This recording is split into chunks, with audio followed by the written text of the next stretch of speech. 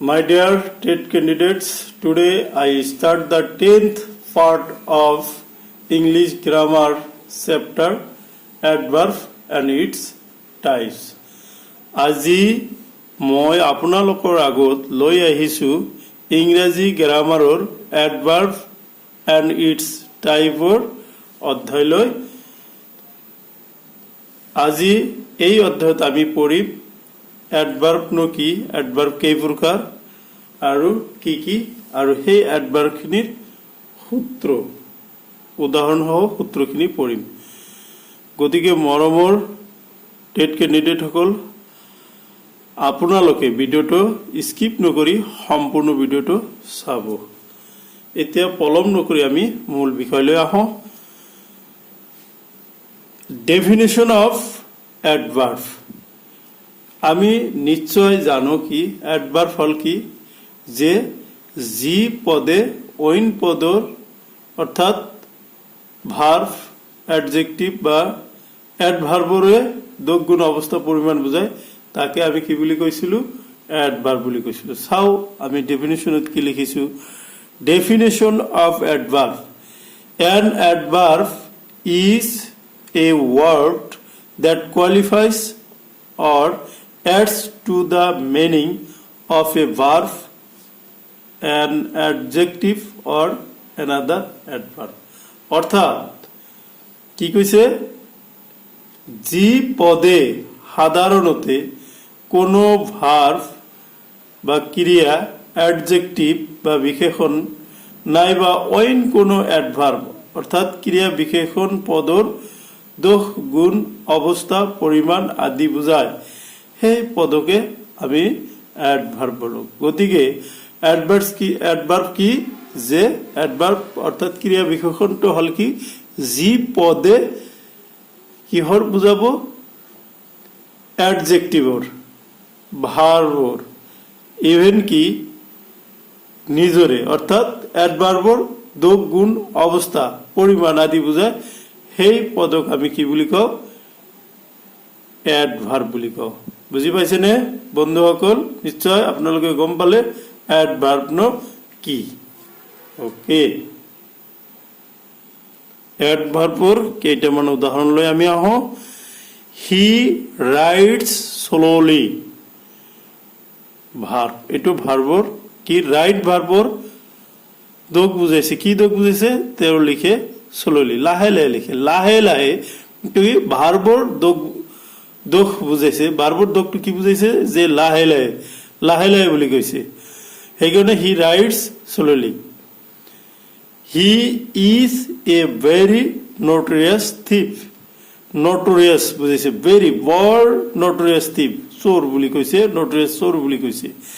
গতিকে ইয়াতে কি বুজাইছে, এডজেক্টিভৰ দোষ গুণ অৱস্থা পৰিমাণ আদি বুজাইছে। বুজি পাইছেনে?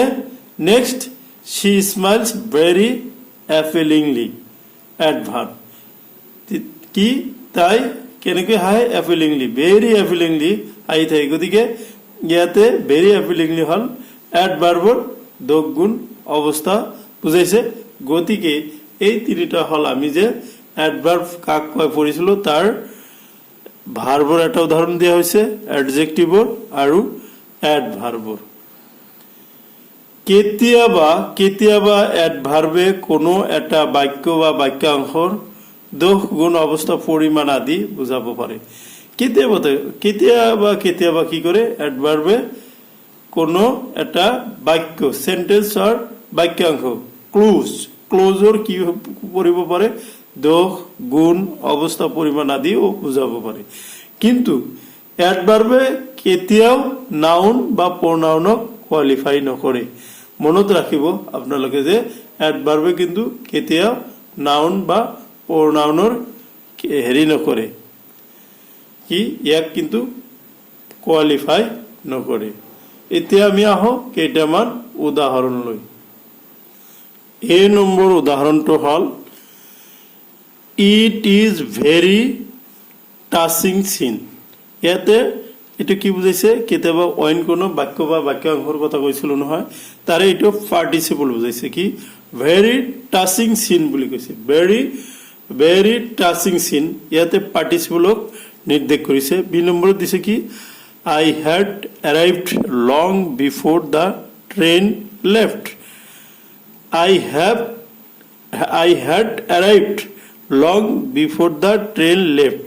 এটু কি বিফোর লং বিফোর বুলি বুঝাইছে। লং বিফোরে কিহৰ বুঝাইছে?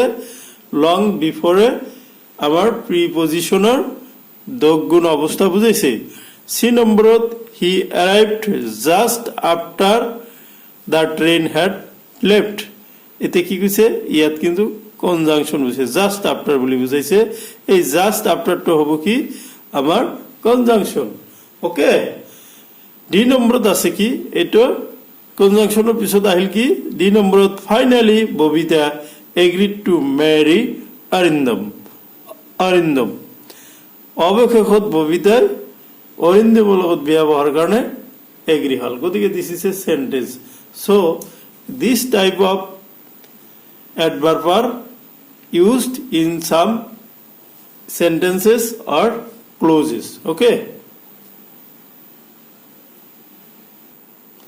এতিয়া আমি classification of adverb লৈ আহো।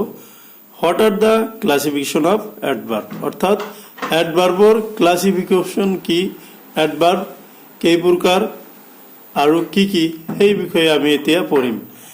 adverbs are classified into 4 groups. অর্থাৎ অ্যাডভার্বক আমি 4টা ভাগত ভাগ করো। যেনে simple or independent adverbs. Number 1 কি what is simple or independent adverb হব। নাম্বার 2 ইন্টারোগেটিভ অ্যাডভার্বস, প্রশ্নবোধক অ্যাডভার্ব। এটা সিম্পল মানে সরল adverb. Relative or conjunctive adverb. Number 3 আছে কি relative or conjunctive adverb আছে। ওকে, নাম্বার 4 আছে adverb of affirmation and negation. What is number 4 আছে adverbs of affirmative and negation. এতিয়া আমি এই 4 প্ৰকাৰ এডভাৰ্বৰ ডেফিনেশ্যন বা সূত্ৰসমূহ আপোনালোকৰ আগত আলোচনা কৰোঁ। নাম্বাৰ 1 আছিল কি সিম্পল এডভাৰ্ব আছিল। ওকে, সিম্পল এডভাৰ্বৰ ডেফিনেশ্যন হ'ল simple adverbs are the adverbs that add to the meaning of a verb etcetera in a simple manner. তার মানে কি কৈছে যে simple adverbs are the adverbs that add to the meaning of a verb etc in a simple manner. যি অ্যাডভার্বে কোনো শব্দ বা বাক্যক সাধাৰণভাৱে কোৱালিফাই কৰে তাক সিম্পল অ্যাডভাৰ্ব বলে। কি কৰিব? কোনো বাক্য বা শব্দক কি কৰিব? সাধাৰণভাৱে জেনাৰেলি কোৱালিফাই কৰিলে তাক আমি কি বুলি কওঁ? সিম্পল অ্যাডভাৰ্ব বুলি কওঁ। যেনেকৈ tomorrow, soon, already, here, there, অইল etcetera. Okay, do you understand? কি কৈছো মই? যে যিখিনি অ্যাডভাৰ্বে কোনো শব্দ বা বাক্যক সাধাৰণভাৱে কোৱালিফাই কৰে। কেনেকৈ কোৱালিফাই কৰিব? কোৱালিফাই মানে দোষ গুণ অৱস্থা পৰিমাণ আদি বুজায় কি সাধাৰণভাৱে জেনাৰেলি। সেনেকুৱা এডভাৰ্বক আমি কি বুলি কওঁ? সিম্পল এডভাৰ্ব বুলি কওঁ। Now come to interrogative adverbs. What are the interrogative adverbs? Interrogative adverb is an adverb used to ask a question. অৰ্থাৎ যিবোৰ এডভাৰ্ব প্ৰত্যক্ষ বা পৰোক্ষভাৱে প্ৰশ্ন সোধাৰ ক্ষেত্ৰত ব্যৱহাৰ হয় তাক ইন্টাৰোগেটিভ এডভাৰ্ব বুলি কোৱা হয়। গতিকে ইন্টাৰোগেটিভ এডভাৰ্বনো কি? ইন্টাৰোগেটিভ এডভার্বখিনি প্রত্যক্ষ ডাইরেক্টলি আর ইনডাইরেক্টলি কি প্রশ্ন সোধার কারণে ব্যবহার করা। অর্থাৎ they ask question. Okay, for example when, how, where, why etcetera. গতিকে এই প্রশ্নবোধক অ্যাডভার্বে কিন্তু কোশ্চেন করে। Next,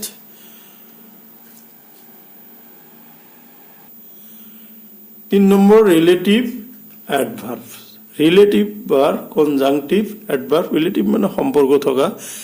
A relative adverb is an adverb that acts as a connective to join sentences together মানে এই যে আমি যে কানেক্টর বা কানেক্টিভ পরিচিক এইটোই হল রিলেটিভ অ্যাডভার্ব কিন্তু এইটো মাত্ৰ অ্যাডভাৰ্বৰ বুলি কি হ'ব এইটো কানেক্ট কৰে সংযোগ কৰে তেনেকুৱা অ্যাডভাৰ্বক আমি কি বুলি কওঁ ৰিলেটিভ অ্যাডভাৰ্বস অৰ্থাৎ যিবোৰ অ্যাডভাৰ্বে কোনো ওয়াৰ্ডক কোয়ালিফাই কৰাৰ লগতে দুটা ক্লোজৰ মাজত কি কৰিব মাজত সংযোগ স্থাপন কৰিব মানে জয়েন কৰিব যদি দুটা হেৰি কি কৰে জয়েন কৰে দুটা ক্লোজক যদি জয়েন কৰে তেতিয়াহলে এটো কি বুলি কয় রিলেটিভ অ্যাডভার্বস বুলি কয় for example how while why where etcetera গতিকে রিলেটিভ অ্যাডভার্বস আমি রিলেটিভ কনজাংশন বা যে পড়িছিল বা কানেক্টর পড়িছিল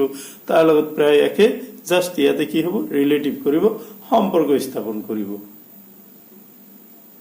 এতিয়া আমি লাস্ট অ্যাডভার্ব লৈ আহো লাস্ট প্রকার অ্যাডভাৰ্বৰ লাস্ট প্রকারটো আছিল কি adverbs of affirmation or negation ইতিবাচক বা কি নহয়বাচক বা নেতিবাচক ইতিবাচক বা নেতিবাচক adverb an adverb that affirms a statement is called an adverb of affirmation affirms মানে হয় নেতিবাচক বোঝায় তাকে আমি কি বলি কয় এই affirms করে কি affirmative তাকে আমি কি বলি কয় adverb of affirmation and in the otherwise an adverb that negates a statement is called an adverb of negation What is this negates negates মানে না করে বা নেতিবাচক বা নহয়বোধক বোঝায় তেনেকুৱা অ্যাডভাৰ্বক আমি কি বুলি কওঁ অ্যাডভাৰ্ব অফ নেগেশন বুলি কওঁ ইন আসামিজ আমি অসমীয়াত পঢ়িম যিবোৰ অ্যাডভাৰ্বে কোনো প্ৰশ্নৰ ইতিবাচক বা নেতিবাচক সমাধান দিয়ে অৰ্থাৎ হয় বা নহয় বুলি কয় তাক adverbs of affirmation or negation বলে তার মানে কি অ্যাডভার্ব বিলাকে প্রশ্নর ইতিবাচক নহলে নেতিবাচক আনসার দিব বা হয় নহলে নহয় এনেকুৱা আনসাৰ দিব হেনেকুৱা ধৰণৰ অর্থ প্রকাশ করলে আমার কি ব্যবহার করো এই অ্যাডভার্বস অফ এফার্মেশন আর নেগেশন ব্যবহার করো thank you to watch my channel English learning Assam আৰু এইখিনিতে আপোনালোকক আৰু এটা কথা কৈ থৈ দিছো যে মোৰ মেথছৰ এটা চেনেল আছে তাতে টেটৰ ক্লাস কৰা হৈছে আপোনালোকে ইচ্ছা কৰিলে এই চেনেলটো চাব পাৰে নিশ্চয় আপোনালোকৰ এই চেনেলৰ জৰিয়তে উপকাৰ হ'ব এই চেনেলটোৰ লিংক হল মেথছ অসম আৰু ইংলিছৰ লিংকটো জানেই আপোনালোকে ইংলিশ লাৰ্নিং আসাম সো অহা ক্লাছত আমি এই যে অ্যাডভাৰ্ব বিলাকৰ প্ৰকাৰ পঢ়িলো সেই প্ৰকাৰৰ আকৌ উপভাগ আছে সাব ডিভিজন আছে সেইখিনি পঢ়িম বুলি আশা ৰাখি আজিলৈ ইয়াতে সামৰণি মাৰিলো থ্যাংক ইউ